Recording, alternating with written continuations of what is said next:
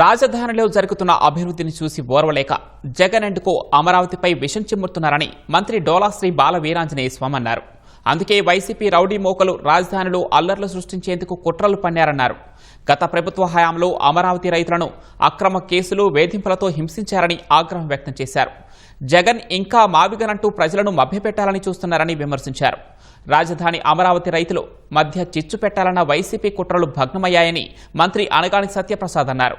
రౌడీలు గూండాలను వెంట వేసుకొచ్చి అమరావతి రైతులపై దాడులకు తెగబడ్డారని ఆగ్రహం వ్యక్తం చేశారు. రాజధానిని మార్చేస్తామన్న వైసీపీకి అమరావతిలో పర్యటించే నైతిక హక్కు లేదని అనగాని స్పష్టం చేశారు. 5 ఏళ్లు అమరావతి రాజధానిలో 3 మొక్కలు ఆటాడాడు.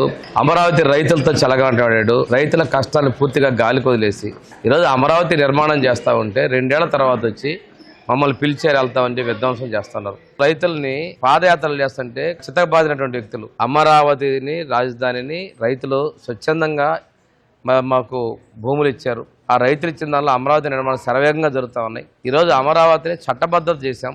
నివేదం మావిగన్నని రకరకాల డ్రామాలు ఆడతా ప్రజలు మభ్య పెడతా ఉన్నావు, ఇంకా విద్వేషాలు రెచ్చగొడతా ఉన్నావు. ప్రజలు గమనిస్తూ ఉన్నారు.